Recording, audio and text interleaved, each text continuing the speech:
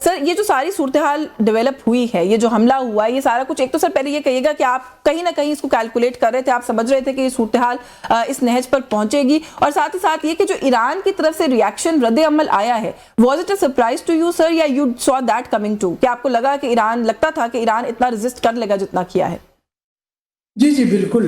ये तो वाज़ेह हो रहा था कि जो मुज़ाकरात हैं उसमें शराइत अमेरिका ने इतनी कड़ी रख दी थी। न्यूक्लियर की नहीं, न्यूक्लियर तो ईरानी मान गए थे, लेकिन मिसाइल को अगर उस पर कदगने लग जाएं तो फिर तो अपने दस्तों पांव काट देने वाला हिसाब है। तो वो ईरान नहीं मान सकते थे। गोया वो मुज़ाकरात तो यानी असल हदफ ही नहीं था। असल हदफ तो ये था कि ये हुकूमत जब कहेगी कि हम ये नहीं कर सकते हैं, मिसाइल अपने नहीं देंगे, तो हम इनके ऊपर फिर कहेंगे कि देखें जी मुज़ाकरा खत्म हो गया, अब हम इन पे हमला करेंगे। तो वो उन्होंने किया।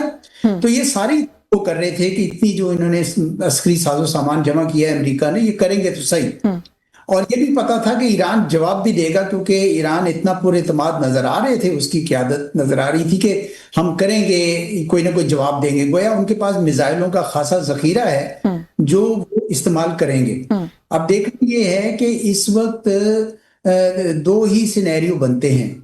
एक तो ये है कि ईरान जिस तरह कह रहा है कि उसने अमेरिका को कुछ जानी नुकसान पहुंचाया है, अभी अमेरिका की तरफ से उसकी नहीं हुई है वेरिफिकेशन इतनी बड़ी तादाद में, लेकिन अगर अमेरिका की वाकई इतने जाने लग जाएं और इसराइल के अंदर भी अगर इतना ज्यादा नुकसान हो जाए, तो फिर यकीनन अमेरिका और इसराइल चाहेंगे कि जंग रुक जाए। बिल्कुल उसी तरह जिस तरह पिछले साल 12 रोजा जंग में इसराइल के अंदर जब बरसात होने लगी इनकी मिसाइलों की, तो उन्होंने रुकवा दी जंग।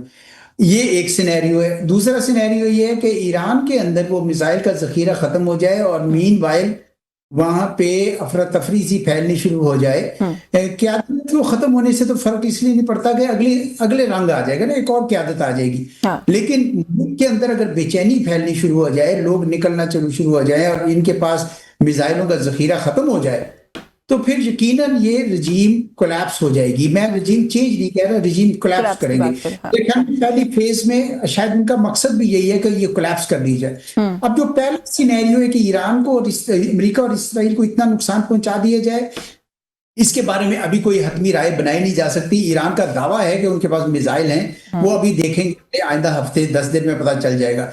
लेकिन अमेरिका की तरफ से तो चूंकि उनके पास बहुत असला है, बहुत उन्होंने जमा कर रखा है, वो सिर्फ जानी नुकसान, जानों से घबराते हैं कि जानी नुकसान ना हो, तो वो अपने बूट्स ऑन ग्राउंड भी इसीलिए नहीं ला रहे। तो वो ये सिर्फ पहले मरहले में कोलैप्स कराएंगे, और चूंकि अपने बूट्स ऑन ग्राउंड नहीं ला रहे, तो इसका मतलब है कि वहां पे ईरानी जो है सिलसिला, अगली हुकूमत कैसे लाएंगे, किस तरीके से लाएंगे, वो दूसरा मरहला है। वो कहते तो हैं अमेरिकी के हमारे पास तैयार पड़ा है, लेकिन कोई पता नहीं उसमें। लेकिन सर जो दूसरा सिनेरियो है उसके लिए भी अभी तक कोई एविडेंस सामने नहीं आ रहा। फिलहाल तो बड़ा बाएतमाद है ईरान, और ऐसा लग रहा है कि वो फाइट, अगर अमेरिका कहता है कि हम 4 हफ्ते तक जो है वो हमले जारी रख सकते हैं, तो ऐसा लगता है कि ईरान भी फिलहाल ये कैपेबिलिटी रखता है कि वो 4 हफ्ते जवाबी कार्रवाई भी कर सकता है। तो आपको लगता है कि जो एंड टारगेट था जिसकी वजह से इन हमलों को इनिशिएट किया इनिशियली, वो क्या रिजीम कोलैप्स था?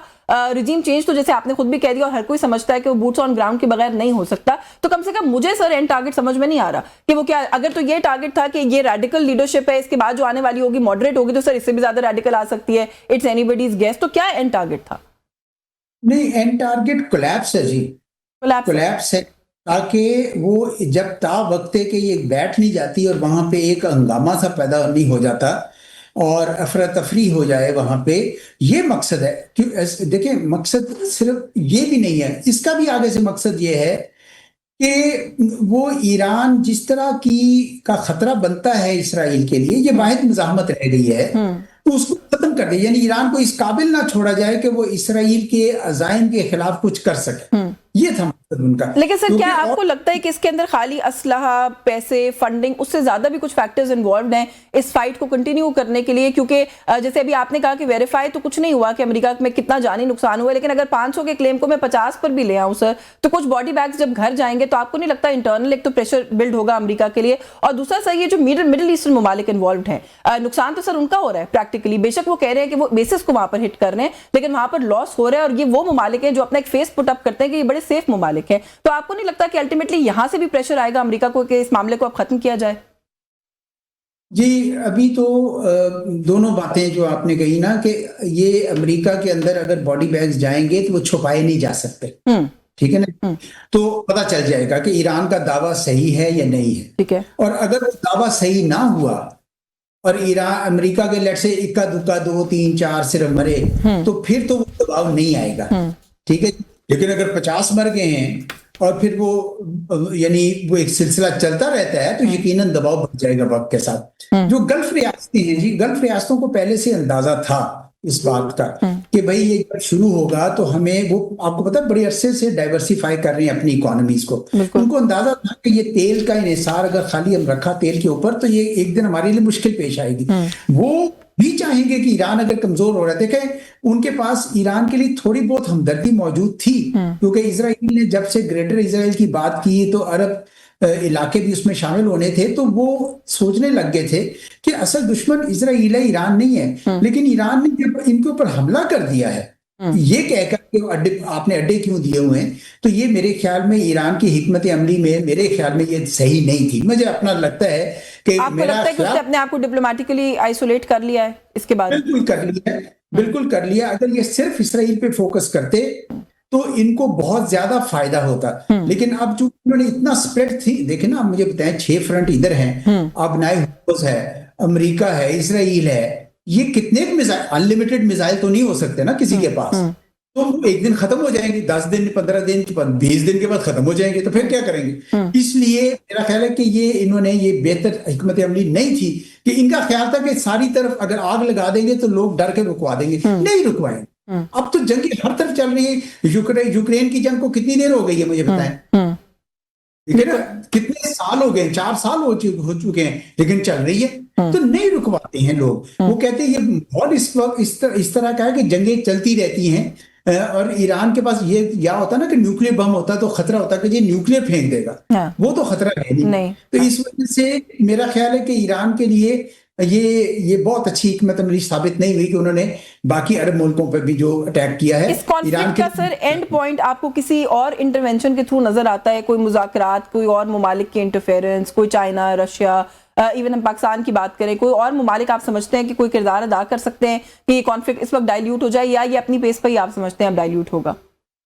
आप देख लीजिए, आपके सामने है, चीन है, उसने मजम्मत की है सिर्फ, रूस है सिर्फ मजम्मत की है, जो कनाडा है, फ्रांस है, उन्होंने अमेरिका की हिमायत की है कि नहीं ईरान बड़ा खराब मुल्क है, ठीक है जी। अब गल्फ रियासतें भी सारी, तो कौन करेगा मुझे बता दें, कौन करेगा? कोई भी नहीं करेगा। दूसरों की जंगों में कौन कूदता है जी? उस वक्त कूदते जब आप वॉर टाइम एलाय हों, वरना तो नहीं आते ना बीच में। तो इसलिए मेरे ख्याल में ईरान ने कुछ वैसे भी सिफारती तौर पर अपने आप को खासा तनहा रखा हुआ था, तो जिसकी वजह से अब कोई ऐसा मुल्क आएगा नहीं जो उसको रुकवाए। ये जो एक चीज इसको रोक सकेगी कि या अमेरिका के बहुत सारे सोल्जर्स सिपाही मारे जाएं, या भारत जो ईरान के अंदर अफरा तफरी फैल जाए। इन 2 सिनेरियोज के अलावा और कोई सिनेरियो मैं नहीं देख रहा जंग रुकते हुए। सही, क्योंकि मैं इसलिए कह रही हूँ कि एक दोबारा से इस पूरे मामले के अंदर दोबारा से एक मुज़ाकरात की बात भी अमेरिका की तरफ से की गई और खबरें यही है कि ईरान की तरफ से उसको मुस्तरद कर दिया गया, क्योंकि ईरान का मौकफ यह है कि हमें धोखा दिया गया पहले मुज़ाकरात की मेज के ऊपर बिठाकर। और ये सवाल सर अपनी जगह पे इट स्टिल रिमेन्स कि ये खबरें आ रही थी कि ईरान बहुत सारे मामलात के ऊपर जो है वो मान भी रहा था। इनरिचमेंट का ही मामला अगर खाली लें, जो सबसे बड़ा प्रॉब्लम है, उसके ऊपर वो काफी हद तक कंसीड कर गया था। तो फिर उसके बाद हमला आवर होना, तो धोखा तो फिर हुआ ईरान के साथ कि नहीं? देखिए, अमेरिका के अपने कुछ डायनेमिक्स हैं, दाखिली डायनेमिक्स। डोनाल्ड ट्रंप साहब हमेशा कहते रहे मैं जंगे रुकवाने वालों में से हूँ, करने वालों में से नहीं। अब उन्होंने एक यू टर्न लिया हुआ है, ऊपर से मिड टर्म इलेक्शन आने हैं नवंबर में, तो उन्होंने ये देखा है कि माजी में जो भी रिपब्लिकन सदर रहा है, जिसने भी जंग लड़ी है, वो इलेक्शन जीत गया। तो इस वजह से वो अब अपने आप को जंगी सदर के तौर पर पेश कर रहे हैं, एक बादल नखास्ता। आज हो रहा है, कांग्रेस में जाएंगे ये सेक्रेटरी ऑफ स्टेट भी और सेक्रेटरी ऑफ डिफेंस, और जाके बात करेंगे और बताएंगे कि वहां क्या मूड है। मेरा ख्याल उनको तसल्ली देने के लिए कि देखे मैं अभी भी बातचीत कर रहा हूँ, वो बातचीत कर रहे हैं। हालांकि वो बातचीत तो कुछ नहीं थी, वो तो कह चुके हुए थे कि मैं ऑब्लिटरेट कर चुका हूँ न्यूक्लियर। वो बातचीत अब मिसाइल के ऊपर है। तो मुझे बताएं इस वक्त ईरान कैसे माने कि मैं मिसाइल, अपनी मिसाइल भी हाथ छोड़ दूं? वो तो लड़ेंगे, कहेंगे हम डूब रहे हैं, हम आपको भी डुबोएंगे। इसके मिसदाक वो काम कर रहे हैं इस वक्त। जी, तो आपको इसके अलावा और कोई सोल्यूशन नजर नहीं